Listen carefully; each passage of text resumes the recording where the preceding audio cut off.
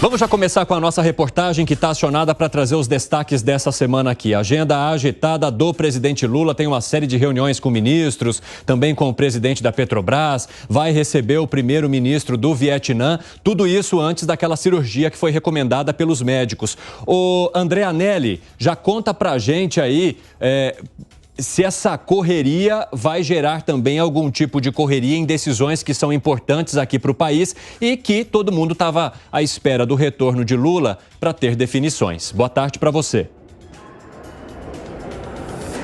Oi, Evandro, muito boa tarde para você, aos debatedores e também a todos ligados aqui no 3 em 1 da Jovem Pan. Olha, Evandro, se você se referia à correria em relação às indicações ao Supremo Tribunal Federal para a vaga de Rosa Weber e também para a Procuradoria-Geral da República para a vaga de Augusto Aras, pode ficar tranquilo, não vai ter correria nenhuma, foi o que o presidente Lula pessoalmente acabou garantindo agora há pouco em uma coletiva de imprensa no Palácio do Itamaraty, sede do Ministério das Relações Exteriores. Logo depois, então, de um encontro com o primeiro-ministro do Vietnã, agora perto do horário do almoço, Pham Minh Chinh, Lula acabou dando essa entrevista coletiva e respondeu a alguns questionamentos dos jornalistas, principalmente a respeito da indicação para a vaga de Rosa Weber para o STF. Lula acabou dizendo, então, que não necessariamente vai fazer uma indicação voltada para gênero e nem para cota racial, ou seja, ele acabou dizendo ali, em outras palavras, que não necessariamente vai acabar indicando uma mulher negra,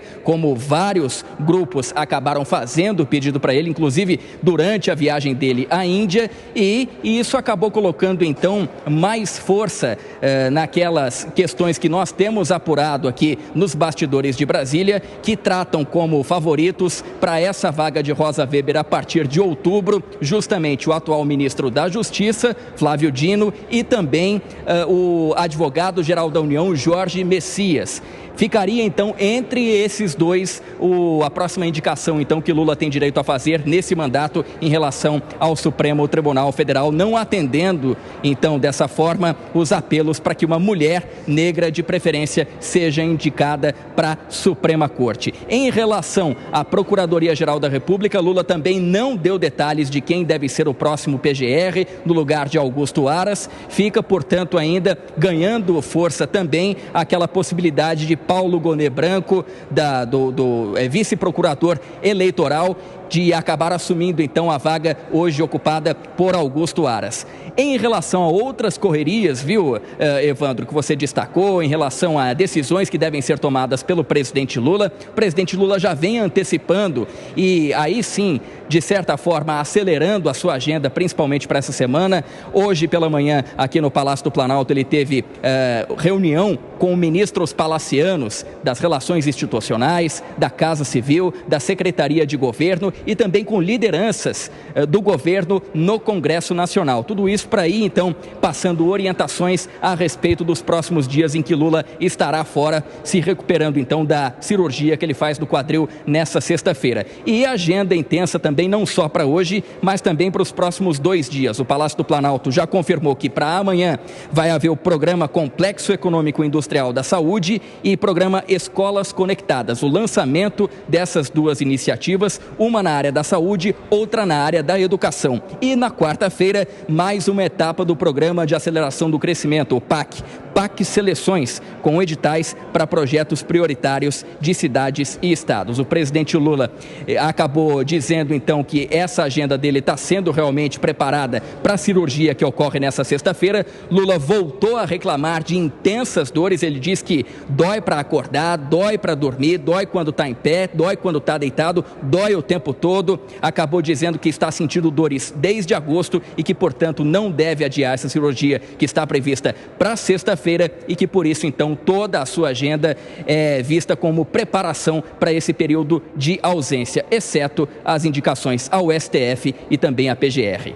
Evandro. Muito obrigado pelas informações, André Anelli. A gente vai discutir tudo isso, então fique com a gente, você que chega aqui à Jovem Pan. Já quero saber de vocês se há uma expectativa muito grande para que Lula resolva os problemas do nosso quintal depois de tantas viagens que ele fez para resolver questões internacionais. Alangani. Sim, há uma grande expectativa porque há indicações muito importantes, principalmente relativas ao Supremo Tribunal Federal, que está dando o que falar. Hoje, alguns setores da sociedade têm reagido a esse poder todo do Supremo Tribunal Federal. A gente vê isso no próprio Congresso Nacional, presidência do Senado, entre outros setores da sociedade. E também o Ministério Público. Então, do ponto de vista institucional, há questões importantes a serem resolvidas, mas também, principalmente, do ponto de vista econômico, Evandro, principalmente toda essa agenda fiscal, né? Existe uma grande desconfiança de que a meta fiscal vai ser batida o ano que vem, a zeragem do déficit público, e hoje mesmo já tem reportagens nos jornais dizendo que o mercado financeiro está muito desconfiado, muitos já se arrependeram de ter apoiado o presidente Lula, então ele tem questões aí bastante relevantes e tem que ficar no país, evidentemente, né? Fábio Piperno, são questões que precisam ser cobradas do presidente da República e que devem ser resolvidas com muita agilidade? Mais uma vez, boa tarde a todos. Olha, Evandro, eu acho que um presidente da República, qualquer que seja ele, enfim, um governador, um prefeito, ele tem que ser cobrado todo dia, né? Independentemente dessa agenda cheia ou não. O fato é que há, sim, assuntos muito relevantes, muito importantes a serem resolvidos aí nos próximos dias.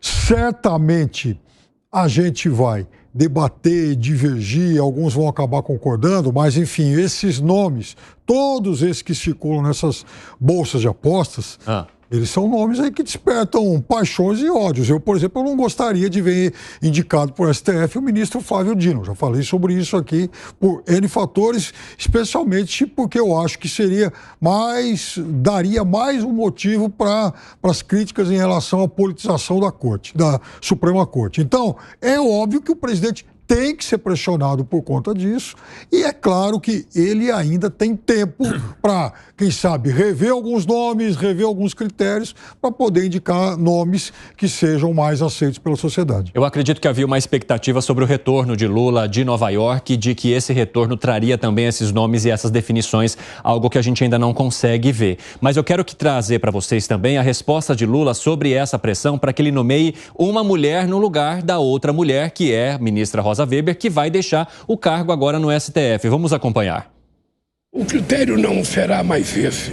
Eu estou muito tranquilo, por isso que eu estou dentro. Eu vou escolher uma pessoa que possa atender aos interesses e expectativas, sabe, do Brasil. Uma pessoa que possa servir o Brasil.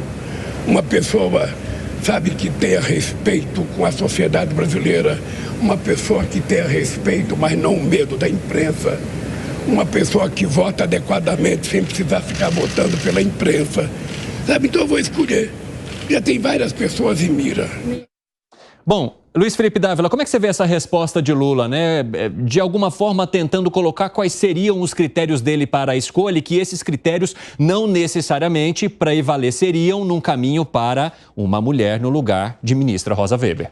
Olha, Evandro, se ele seguisse os critérios que ele anunciou, seria espetacular, porque teríamos uma pessoa técnica no Supremo Tribunal Federal e não alguém que ia aumentar a temperatura política dessa disputa do Supremo com o Poder Legislativo. Então, Lula vai fazer essa cirurgia, mas o que eu acho mais importante são as pautas quentes que vão acontecer a despeito do Lula estar em convalescência ou não. Então nós temos essa tensão do marco temporal, nós temos tensão em relação à questão do aborto, nós temos tensão na questão das drogas, enfim, todos temas que vão continuar pipocando e azedando essa relação do Supremo Tribunal Federal com o Congresso Nacional. E mais, ainda temos aí no pipeline a reforma tributária e a reforma administrativa que o presidente Arthur Lira disse que vai começar a fazer andar. Então, assim, a despeito da cirurgia do Lula, os assuntos quentes da política vão continuar pipocando.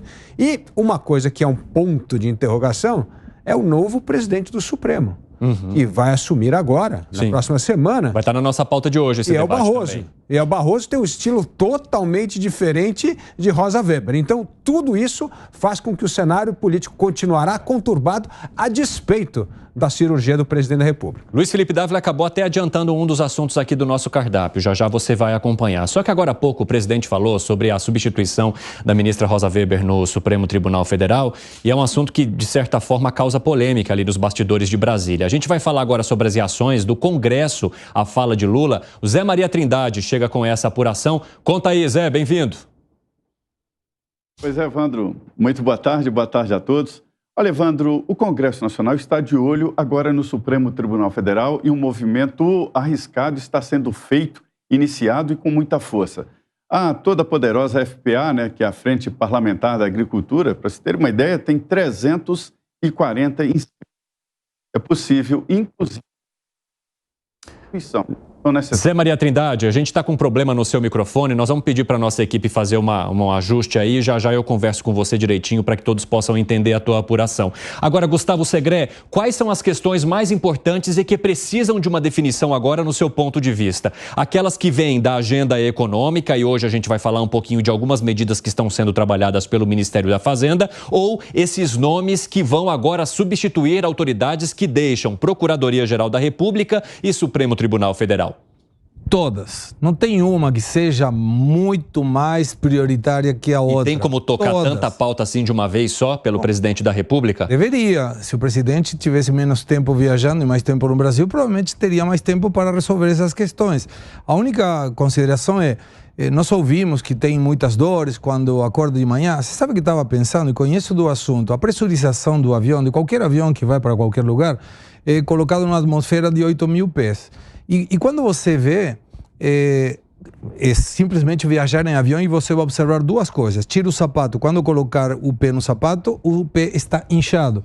E quando você colocar uma garrafinha de água, essa garrafinha de água, se não estiver com toda a água, ela está mais estreita. Por quê? É uma questão de altitude. Então, as dores do presidente para qualquer viagem, com certeza, são maiores que a que ele sente quando ele acorda. A pergunta é, por que viaja tanto? Por que tem que estar tanto tempo fora? Se poderia resolver isso desde aqui. E eu desejo, claramente, que o presidente possa se recuperar rapidamente. Mas não dá para parar a agenda do país porque ele viajou ou porque ele vai fazer uma cirurgia. Para isso está o vice-presidente, que não fará absolutamente nada sem o ok do presidente. Mas deveria resolver essas questões de prioridades. E viajar não é uma prioridade. Viajar não é uma prioridade, hein, Fábio Piperno? Lula deveria ter feito escolhas e essas escolhas deveriam passar por prioridades que valorizem o que a gente tem de resolver aqui no país? Depende muito, né? Depende muito da viagem que você faz. Eu recomendo, por exemplo, uma entrevista da ex-ministra do governo Bolsonaro, Tereza Cristina, está nas páginas amarelas da Veja, em que lá pelo meio da entrevista, aliás, eu já disse aqui algumas vezes que eu achava ela assim, uma espécie de uma ilha de lucidez no meio daquele governo. Mas, de qualquer forma, ela, quando solicitada a comentar a atuação do ministro Fávaro, ela elogia e fala, eles estão abrindo novos mercados para o agronegócio. Então, viagens internacionais também servem para isso. E veja, a gente está falando de um ano, por exemplo, em que todos os preços das principais commodities negociadas pelo Brasil caíram. Mas o Brasil não perdeu o faturamento e exportações. Até porque uma das muitas coisas que essas viagens acabaram gerando foi exatamente a abertura de alguns novos mercados. Fala, Segré. Se eu tiro o outro concorrente, que é a Argentina, que teve uma seca de 50% da sua produção, logicamente que a quantidade de venda brasileira vai ser maior. Gani? Não, o mérito do agronegócio, das exportações do agro, não se deve ao governo. O agro vai bem com governo ou sem governo. Isso porque... a ministra, então. Não, mas então nesse ponto eu não concordo com ela, Piperno. Isso porque o mundo é extremamente dependente das commodities agrícolas brasileiras. O Brasil alimenta quase 20% do planeta ou até mais. O disputa mercados, e não só em commodities agrícolas. Mas isso não é o mérito do governo, isso deve à produtividade do agronegócio. Que foi, Dávila? Não, o Brasil exporta commodity. Commodity é uma coisa que tem mercado global. O mercado global não precisa de governo. Aliás, se o governo entrar, só atrapalha. O que o governo precisava tentar fazer era aumentar o valor agregado dos produtos do agro. E isso sim pode ajudar a melhorar. Mas para isso tem que fazer reforma tributária, tem que desregulamentar. Ou seja, tem que fazer as reformas de mercado que, infelizmente, esse governo acha que o mercado é um mal necessário. Por isso, é melhor não fazer nada, ficar longe do mercado e deixa que o agro vai continuar mostrando um show de aumento de produtividade constante há mais de 20 anos. O único setor da economia companhia brasileira que tem esse desempenho. E agora o Brasil está entrando no rol do maior exportador de milho. E para lembrar uma coisa, Evandro, há uma década, 15 anos atrás, nós importávamos milho. Hoje nós somos os maiores exportadores de milho do mundo depois dos Estados Unidos. E algodão e outras coisas. Mostra o que é um setor focado no aumento de produtividade com visão global e longe de Brasília. Segré? Eu trabalho no comércio exterior há 33 anos. Ninguém compra nada porque o presidente viajou a algum lugar. Até porque o comprador... Não, eu te justifico. O comprador negocia com o vendedor. São privados. O país não exporta nada e o país não importa nada. E o que determina que uma empresa, uma pessoa, aceite comprar de outra? Preço, qualidade, forma de pagamento, logística, mas não tem a ver em nenhuma desses quesitos a viagem de um presidente da República para lugar nenhum. Quando um governante leva, como aconteceu com a viagem à China, lá para a China, ele leva, por exemplo, uma caravana de 200 empresários do agro para negociar, é óbvio que está oferecendo, está abrindo oportunidades para que esses empresários negociem com os agentes locais. E outra coisa, governos também compram. Por exemplo, governos compram material bélico. Tá bom, não é agro. Mas aí não é agro, não tem nada a ver com agro. Não, governos também podem importar até para estoques reguladores. Ô, Piperno, mas você pega o seguinte, né? Para onde vai esse agro brasileiro? Estados Unidos, China. Então, aonde que o Brasil está abrindo mais parcerias? Enfim, né? A gente já tem aí estes grandes parceiros comerciais. O empresário, no final das contas, ele vai olhar o quê? Preço, né? Ele quer saber de preço. Não tem essa preferência pelo governo alvo. Mas ninguém vai comprar porque veio o preço é mais caro, o prazo de pagamento é mais curto, a qualidade é ruim, mas como veio o presidente, então vamos comprar. Não existe isso. Daí eu posso deduzir, então, que os 6 executivos da JBS, que fizeram parte daquela delegação, eles foram para a China Turismo. Não, eles vão para negociar, mas depende deles, não depende do governo. Claro o que pode ser, sabe para que servem esse tipo de viagens? Ele te coloca na frente de potenciais compradores. Tá, mas isso que faz... A diplomacia começou a fazer isso muito bem. Todas as embaixadas brasileiras do mundo fazem isso. É só um exportador brasileiro pedir um contato e eles vão sentar do outro lado também. Não é que precisa do presidente, é aproveitada a viagem do presidente. Mas não é uma questão que se não vai o presidente, então o Brasil não vende nada a ninguém.